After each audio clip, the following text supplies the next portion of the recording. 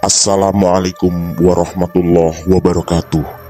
Selamat jumpa kembali sahabat-sahabat viewer dan subscriber channel Titah Misteri. Kali ini kami akan membawakan sebuah kisah misteri dengan judul Misteri Pesugihan dan Asmara yang Terlarang. Selamat mengikuti.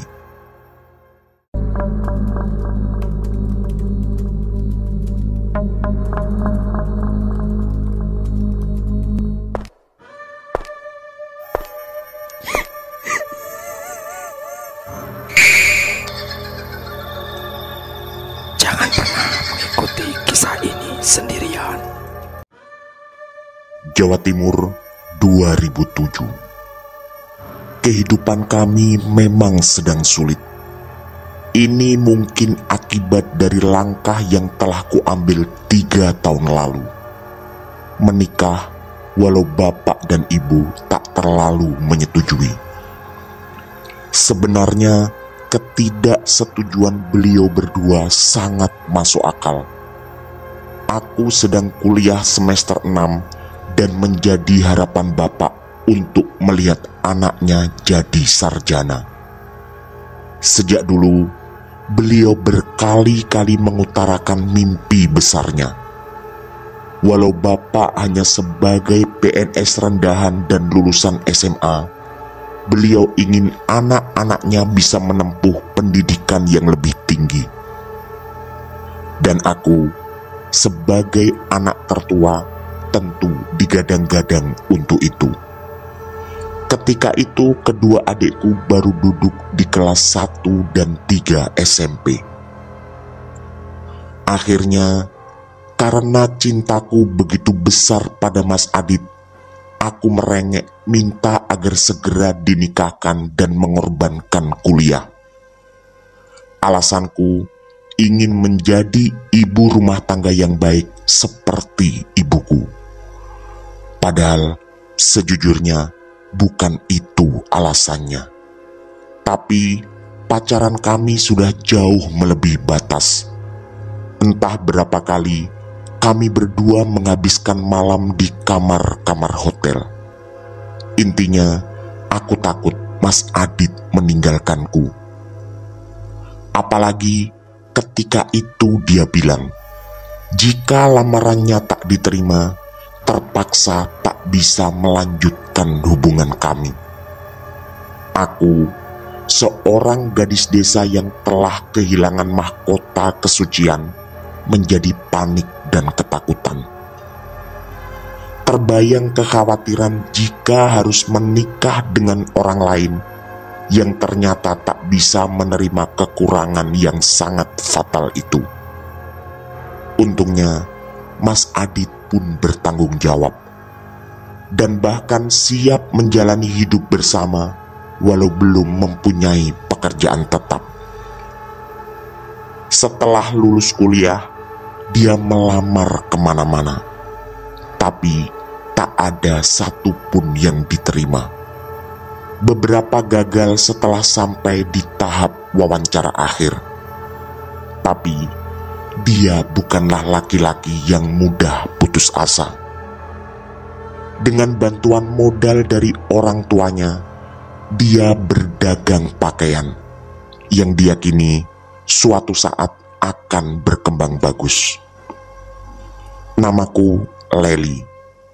Lahir dan tumbuh di sebuah desa kecil bersama bapak yang hanya mengandalkan gaji sebagai PNS golongan rendah, dan ibu membuka warung sembako kecil. Luar biasanya, aku bisa disekolahkan sampai jenjang kuliah. Langkah menikah dengan Mas Adit ternyata akhirnya membawaku pada rangkaian peristiwa yang mengejutkan sekaligus mengerikan. Sebagai suami, Mas Adit adalah sosok pekerja keras. Walau menyandang gelar sarjana, dia tak pernah malu bekerja apapun demi menafkahiku. Sekitar sebulan setelah menikah, dia berjualan pakaian keliling. Jujur, aku tak tega melihat perjuangannya. Tapi Mas Adit berkali-kali meyakinkanku bahwa dengan kerja keras, usahanya akan berkembang. Dan ada harapan besar sekitar 3 bulan kemudian. Setelah selalu berkeliling, Mas Adit meyakini bahwa ada satu daerah yang cocok untuk mencari rejeki, yaitu sebuah kecamatan di Kabupaten Bojonegoro. Katanya, hasil penjualan di sana selalu lebih baik dibanding daerah-daerah lain.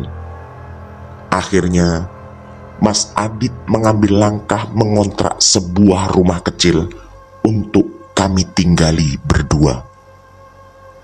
Kami pun hidup cukup jauh dari orang tuaku di Tulungagung maupun orang tua Mas Adit di Jember.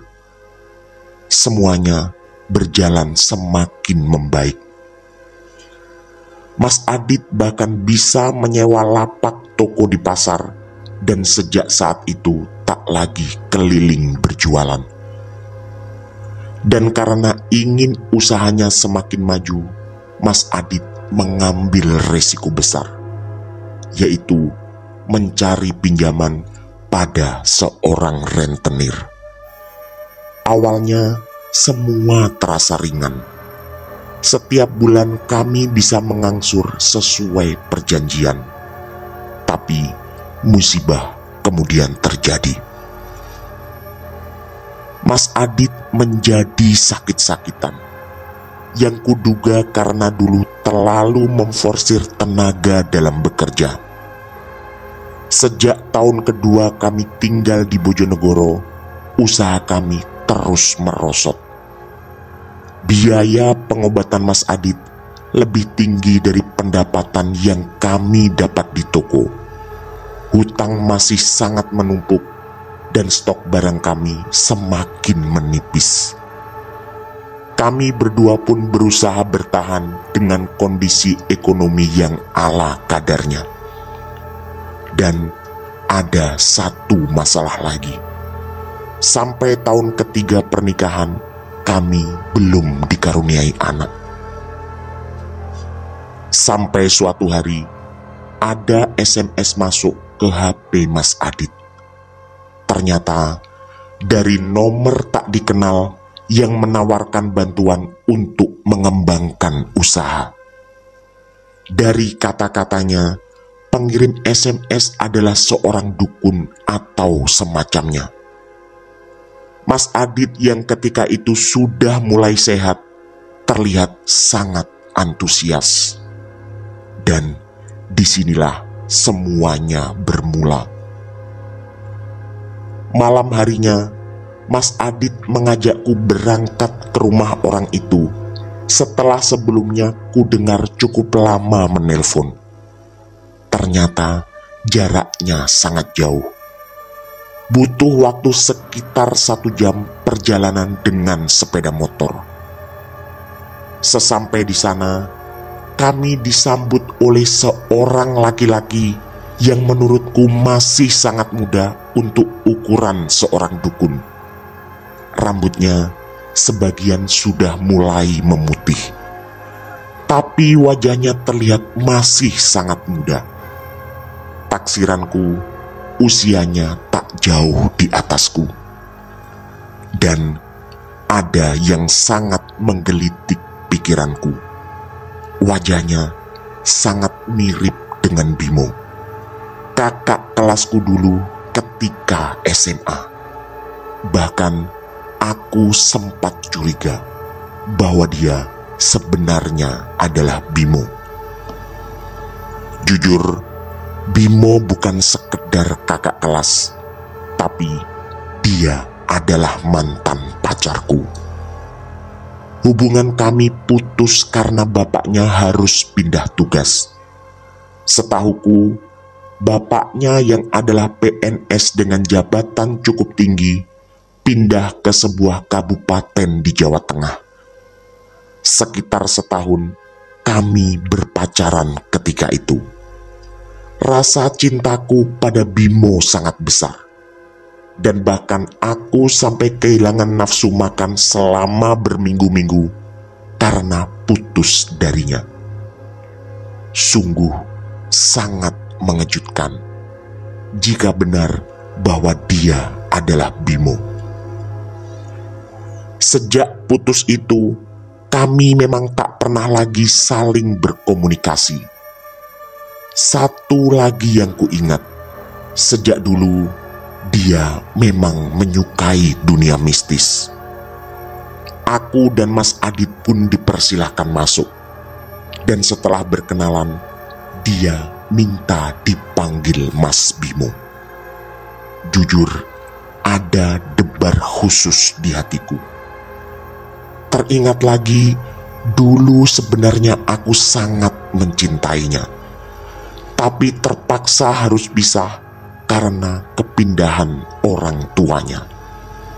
Tapi tak ada yang mencurigakan. Sikapnya benar-benar seperti orang yang belum pernah kenal. Mungkin dia hanyalah orang yang mirip dan kebetulan namanya sama juga. Tapi lagi-lagi hatiku tak bisa menerima. Wajah dan suaranya benar-benar seperti Bimo. Mas Adit membuka pembicaraan dengan memperkenalkan diri pula, sekaligus mengatakan bahwa dialah yang menelpon tadi siang. Mas Bimo terlihat manggut-manggut. Dan setelah obrolan pembuka basa-basi, mereka pun sampai ke inti pembicaraan. Mas Bimo lalu menerangkan bahwa baru beberapa tahun ini menjalani profesi sebagai dukun. Syukurnya banyak orang yang berhasil setelah dibantunya. Rata-rata yang datang karena ada masalah ekonomi, jodoh, dan juga keturunan. Mas Adit yang memang antusias sejak tadi siang lalu berbisik padaku bahwa dia memang juga ingin segera mendapat momongan. Aku berkali-kali mencuri pandang pada dukun muda ini, tapi dia tetap bersikap sangat biasa. Entahlah, apakah dia memang bukan Bimo atau sangat pintar berpura-pura tidak mengenalku. Rasanya mustahil jika dia lupa wajahku. Mas Adit kemudian mengatakan bahwa kedatangan kali ini adalah untuk tujuan kekayaan dan juga keturunan. Lagi-lagi Mas Bimo manggut-manggut, lalu mengatakan bahwa semua itu bisa dibantu dengan aneka ritual. Aku yang mulai merinding mendengar kata ritual, lalu sangat penasaran dan memberanikan diri untuk bertanya. Maaf Mas, apa ini termasuk pesugihan? Mas Adit yang terkejut segera mencubit pahaku. Mungkin baginya pertanyaan semacam itu tak pantas dilontarkan. Jawaban Mas Bimo menurutku mengambang. Dia memberi keterangan dengan cukup panjang. Gini ya, kalau yang dimaksud pesugihan adalah sesuatu yang dijalani dengan ritual, berarti ini adalah pesugihan. Tapi jika yang dimaksud pesugihan adalah cara mencari kekayaan dengan tumbal, maka ini bukan pesugihan. Kata-kata itu diucapkan dengan sangat jelas. Aku yakin dari rangkaian kalimatnya, dukun muda ini adalah orang yang berpendidikan. Dan cara merangkai seperti itu lagi-lagi mengingatkan sekaligus membuat kecurigaan makin kuat bahwa dia adalah Bimo mantan pacarku dulu. Yang kemudian kutangkap dari jawaban itu adalah ini sebuah pesugihan tanpa tumbal.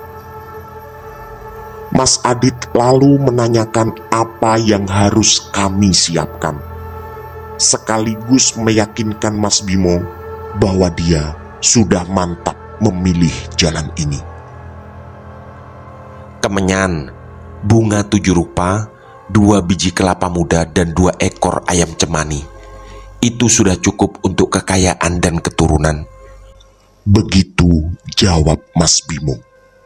Suamiku pun menyanggupi, dan setelah lanjutan obrolan yang cukup panjang, kami pamit pulang.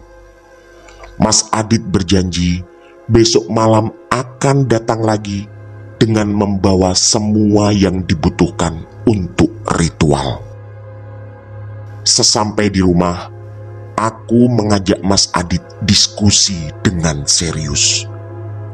Terutama karena aku merasa ini adalah jalan pesugihan yang sama sekali tak terbayang sebelumnya. Tapi Mas Adit bersikukuh bahwa ini bukanlah pesugihan. Dan andai ini adalah pesugihan, tetap akan ditempuh karena tidak membutuhkan tumbal. Aku tak sepenuhnya sependapat, tapi lalu sadar bahwa kondisi ekonomi kami sedang sangat terpuruk, dan mungkin bisa jadi ini adalah jalan untuk menemukan solusi. Singkat cerita, dari pagi kami tak membuka toko untuk fokus mempersiapkan kelengkapan ritual. Dan malam harinya kami ke rumah Mas Bimo lagi. Sesampai di sana, ternyata ada sepasang suami istri yang sedang berbincang dengan Mas Bimo. Aku yakin mereka berdua juga adalah pasiennya. Setelah mereka pulang, kami pun dipersilahkan masuk. Dan Mas Bimo memberi briefing singkat. Awalnya, Mas Bimo meminta semua kelengkapan ritual yang kami bawa, dan lalu dia membawanya ke belakang. Katanya, dia sendiri yang akan melakukan ritual awal dengan semua barang itu. Sekitar 10 menit kemudian, dia pun kembali dan lalu mengatakan bahwa ini adalah saatnya ritual puncak. Mas Bimo menatapku dan suamiku secara bergantian. Karena hujan kemudian turun dengan deras, Mas Bimo sempat menawari kami menginap malam ini.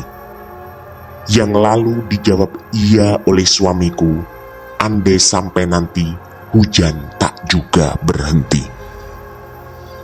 Lalu, Mas Bimo menjelaskan posisi kami masing-masing ketika ritual nanti.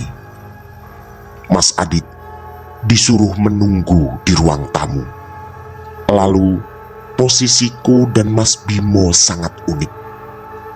Aku akan dimasukkan dalam sebuah kamar dan dalam kondisi mata tertutup kain hitam. Sedangkan Mas Bimo akan ada di kamar satunya. Kening Mas Adit berkerut, dan Mas Bimo seperti menyadari kekhawatiran yang dirasakannya.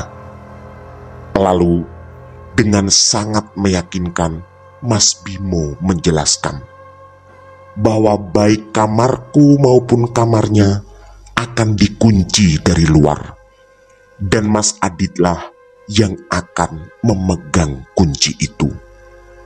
Tak lupa dia menerangkan bahwa nanti ketika ritual telah selesai, Mas Bimo akan menggedor pintu kamarnya dari dalam agar Mas Adit datang membuka kuncinya. Ya mungkin gak sampai 1 jam. Begitu lanjut Mas Bimo sambil menatap suamiku.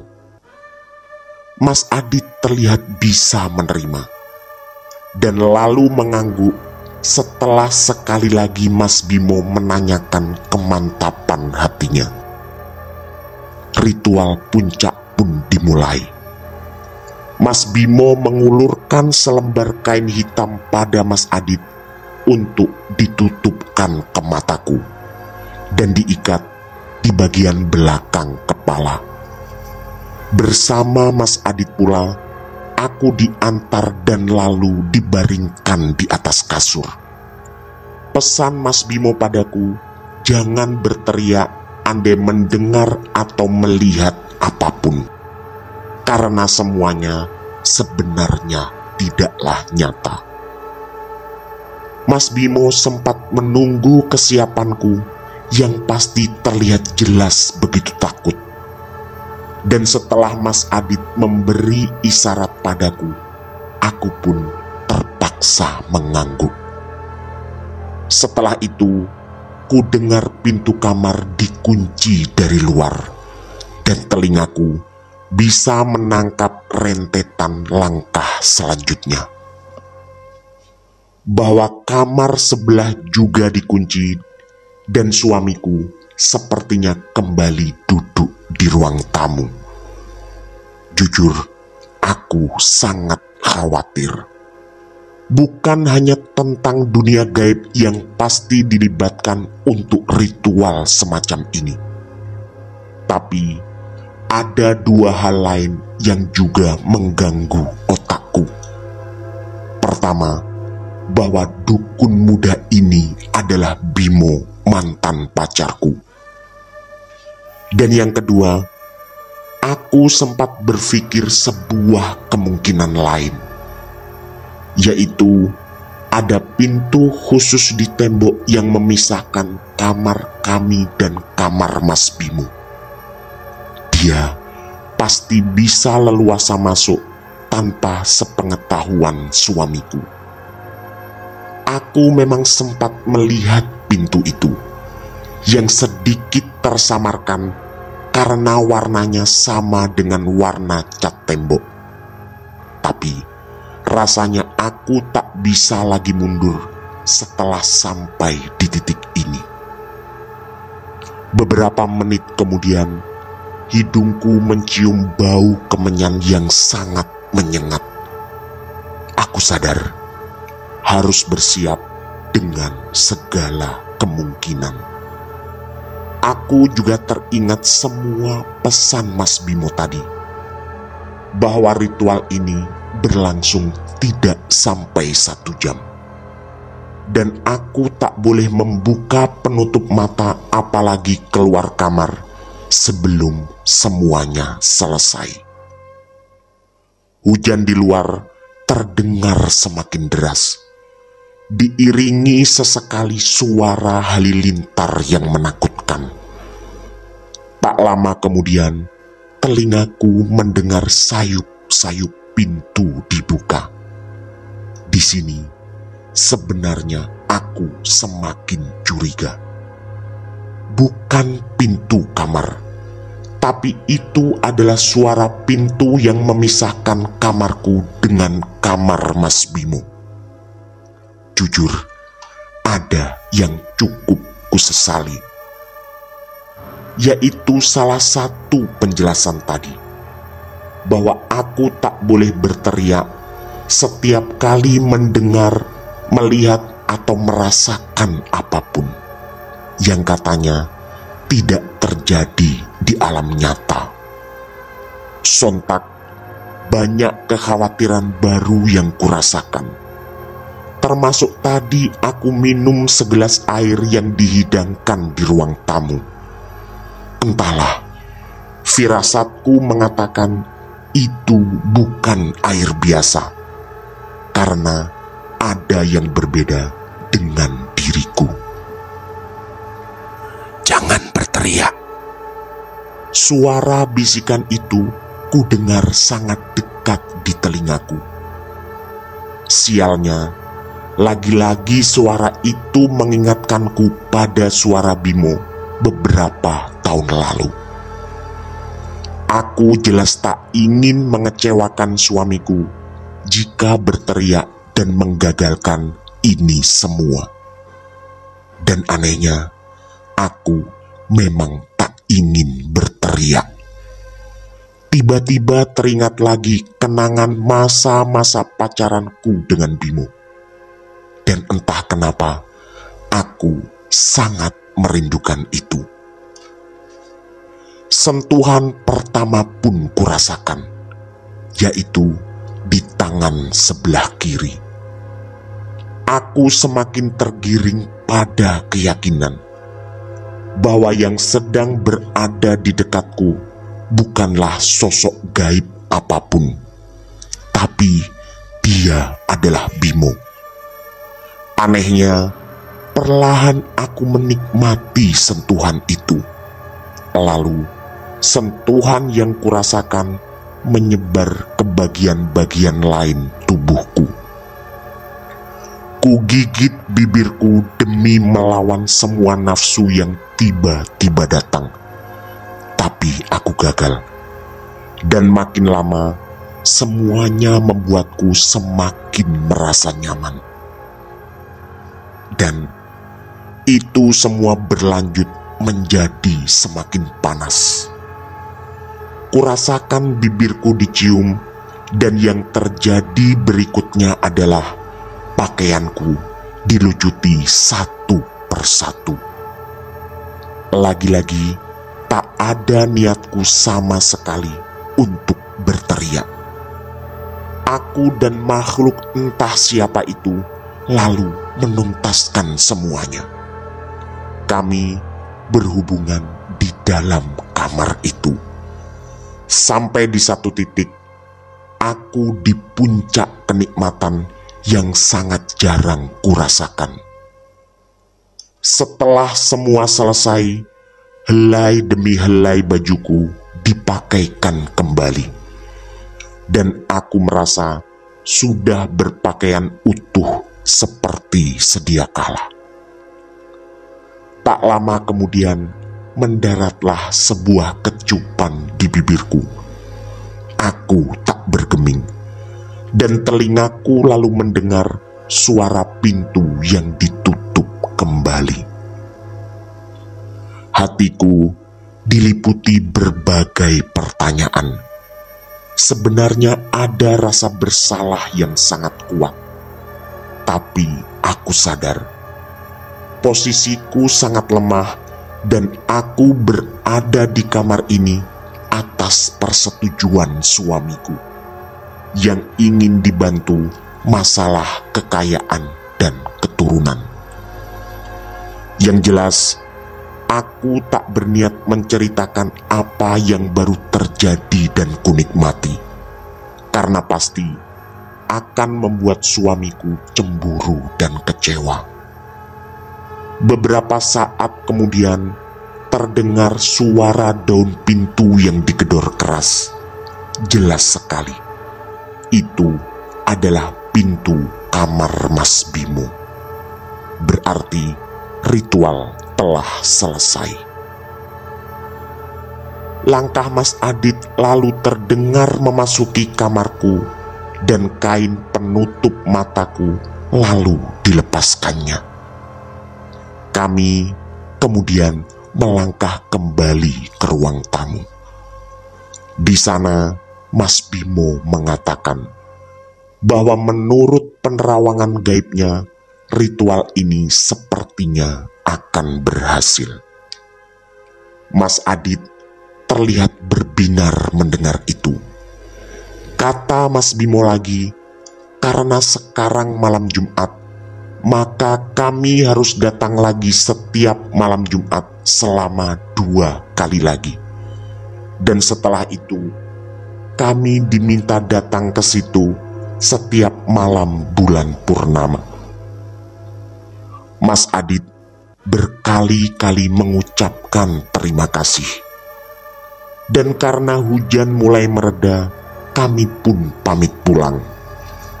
Tak lupa, Mas Adit mengulurkan amplop sambil meminta maaf karena jumlahnya tak seberapa. Singkat cerita, kami pun pulang. Tak ada percakapan sama sekali selama perjalanan karena kondisi udara yang dingin. Sesampai di rumah, Mas Adit mencecarku dengan banyak pertanyaan, termasuk apa yang kulihat atau kurasakan selama di dalam kamar tadi, dan apakah ada orang lain di sana. Kali ini aku harus berbohong. Aku hanya bercerita bahwa di dalam kamar tadi tercium bau kemenyan yang sangat kuat, dan sepertinya ada makhluk yang sangat lama berdiri dan berputar-putar di dekatku. Tapi karena mataku tertutup, aku tak bisa melihat apapun. Aku juga mengaku merinding karena mungkin itu adalah makhluk halus atau semacamnya.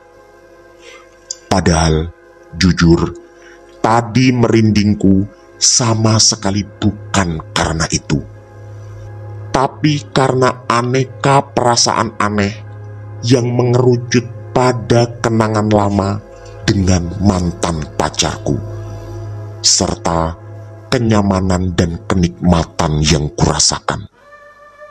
Waktu pun berjalan, dan sepertinya Mas Bimo benar-benar sakti. Sejak hari kedua setelah datang dari sana, toko kami menjadi sangat ramai. Sisa stok pakaian yang menurutku tidak terlalu bagus, secara ajaib hampir semuanya terjual. Bahkan sebelum seminggu kami harus berbelanja di Surabaya. Mas Adit terlihat sangat senang. Usaha yang dulu hampir berhenti kini bangkit dan tak bisa dipercaya. Berkali-kali dia mengatakan bahwa Mas Bimo benar-benar dukun yang bisa diandalkan. Malam Jumat berikutnya, kami berdua pun kembali ke rumah Mas Bimo. Begitu dipersilakan duduk, Mas Adit langsung mengulurkan amplop yang cukup tebal, sambil mengucapkan terima kasih karena usaha kami bangkit secara ajaib. Lagi-lagi, Mas Bimo manggut-manggut, dan lalu memerintahkan kami untuk segera melakukan ritual kedua. Katanya ada acara penting sekitar 1 jam lagi. Seperti minggu lalu, kelengkapan ritual dari kami langsung diterima, dan Mas Bimo membawa semua barang itu ke belakang. Beberapa menit kemudian, dia kembali ke ruang tamu. Yang terjadi berikutnya sama persis dengan minggu lalu. Mataku ditutup dan dimasukkan ke dalam kamar. Mas Adit lagi-lagi disuruh menunggu di ruang tamu sampai semua ritual selesai. Entah kenapa, tak ada lagi ketakutan di hatiku. Yang kurasakan justru adalah kerinduan, sekaligus keyakinan yang makin meninggi bahwa dukun ini adalah Bimo, dan dia pula yang bercumbu denganku di kamar minggu lalu. Tak lama setelah aku berbaring dan pintu kamarku dikunci dari luar, terdengar lirih lagi pintu dibuka, dan kelanjutannya benar-benar sama. Sentuhan demi sentuhan kurasakan, dan lagi-lagi aku berhubungan. Kali ini kenikmatan yang kurasakan seperti lebih tinggi. Kejadian itu pun berulang lagi di malam Jumat depannya, atau malam ketiga ritual. Aku bahkan sangat bersemangat ketika Mas Adit mengajak ke sana. Dalam rentang waktu itu, usaha toko pakaian kami semakin berkembang pesat. Entahlah kenapa berjalan secepat ini. Sehari setelah ritual kedua, kami bahkan harus mencari seorang karyawan karena mulai kewalahan. Hari demi hari pun berlalu. Kondisi ekonomi membaik, dan seingatku kami sudah 5 kali berkunjung ke rumah Mas Bimo. Dan 5 kali pula aku mengalami petualangan menyenangkan di dalam kamar itu. Setelah ritual kelima itu, Mas Bimo mengatakan bahwa semua rangkaian telah selesai dan kami tidak perlu datang lagi, kecuali untuk urusan silaturahmi.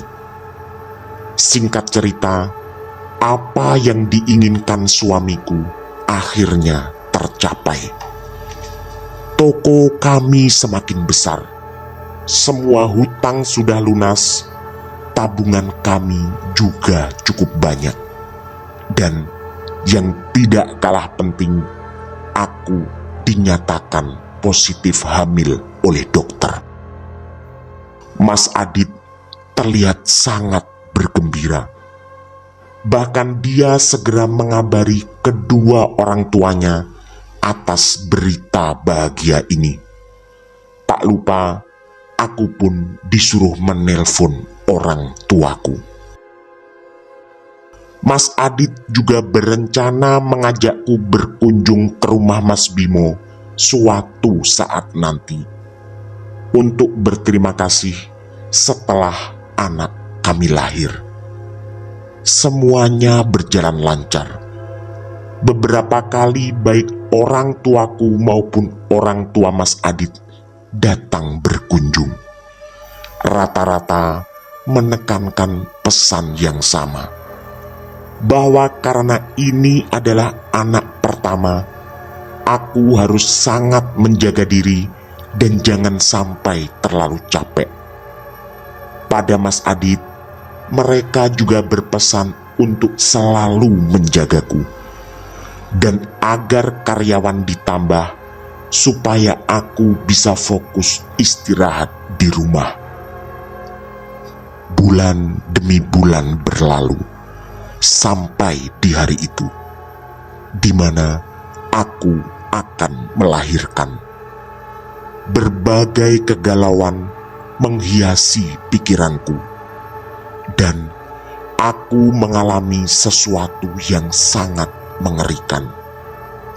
Sehari sebelum diantar ke rumah sakit, aku bermimpi berada di dalam sebuah kamar dan tubuhku terasa terikat. Lalu, dalam kondisi perut yang sangat besar, tiba-tiba ada sekelebat bayangan yang datang. Di mataku, itu seperti sesosok manusia yang tak jelas wajahnya. Tapi dari belakang, posturnya mirip dengan Mas Bimo, sang dukun muda yang dari dulu kucurigai sebagai mantan pacarku. Sosok itu berkali-kali mengeluarkan suara aneh yang sangat menakutkan. Sekujur tubuh kurasakan gemetar. Belum pernah aku mendengar suara semenakutkan itu.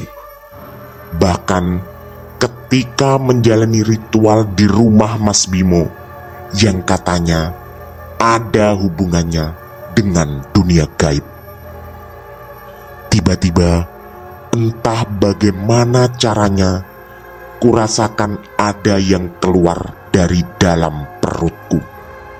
Dan aku tak lagi merasakan hamil. begitu kulihat, ternyata perutku telah kempes. Janin dalam kandunganku hilang secara ajaib. Spontan aku berteriak dan lalu terbangun dalam pelukan Mas Adit. Karena tak ingin membuatnya khawatir, aku hanya mengatakan baru saja mengalami mimpi buruk. Proses melahirkan ternyata jauh lebih berat dari yang kubayangkan. Bahkan karena rasa sakit yang luar biasa, dokter memutuskan untuk melakukan operasi sesar. Katanya, melihat kondisiku akan sangat berbahaya bagi ibu dan si bayi jika dipaksa melahirkan secara normal. Mas Adit pun menyetujui. Biaya tak lagi menjadi masalah bagi kami. Tapi takdir tak bisa ditolak. Bayi yang kulahirkan berjenis kelamin perempuan. Tapi sayang, dia meninggal beberapa saat setelah di luar. Tangisku pun segera pecah. Tak kuhiraukan lagi sakit luar biasa yang sebenarnya masih kurasakan. Mas Adit, orang tua serta mertuaku sama-sama tenggelam dalam kesedihan itu. Suasana benar-benar memilukan. Bayi kecil itu pun lalu dibawa pulang dan dimakamkan. Aku benar-benar tak kuasa berada dalam kesedihan ini. Teringat lagi, berbulan-bulan aku mengandung dan menjaganya. Tapi aku lalu sadar, kehidupan dan kematian adalah mutlak dalam kekuasaan Tuhan Yang Maha Esa. Seminggu kemudian, setelah kondisiku agak membaik, aku minta diantar ke kuburan. Sambil menangis terseduh, kupegangi nisan mungil itu. Terhampar pula di pikiranku apa yang selama ini sangat mengganggu. Bahwa kekayaan dan perkembangan usaha kami yang tiba-tiba melejit adalah sesuatu yang kami cari lewat jalan sesat pesugihan. Teringat lagi sejak awal kami menjalani semuanya, sampai bisa di titik di mana sangat berkecukupan. Kemudian melintas pula sebuah kemungkinan mengerikan di otakku. Jika memang yang kami jalani adalah pesugihan, bisa jadi bayi itu adalah tumbalnya. Air mataku semakin berderai di pekuburan. Dan ada yang juga sangat menggangguku selama berbulan-bulan. Apakah dukun muda yang memandu kami sebenarnya adalah Bimo, mantan pacarku? Dan apakah dia juga yang selalu bercumbu denganku di setiap malam ritual? Ada perasaan berdosa yang luar biasa pada Mas Adit. Walau tentu aku berniat tak akan pernah menceritakannya. Semuanya membuat kesedihanku semakin memuncak. Bersama sebuah keraguan besar bahwa bayi yang kulahirkan dan lalu meninggal sebenarnya bukanlah anak dari Mas Adit. Tamat. Demikian kisah misteri kami, misteri pesugihan dan asmara yang terlarang. Semoga kisah-kisah kami cukup menghibur dan menemani sahabat-sahabat semua. Mohon maaf apabila terdapat kesalahan dalam pemilihan atau penuturan kata. Kami dari tim Titah Misteri mengucapkan terima kasih. Dan wassalamualaikum warahmatullahi wabarakatuh. Pesan saya, jangan bercermin sendirian di tengah malam. Sampai jumpa.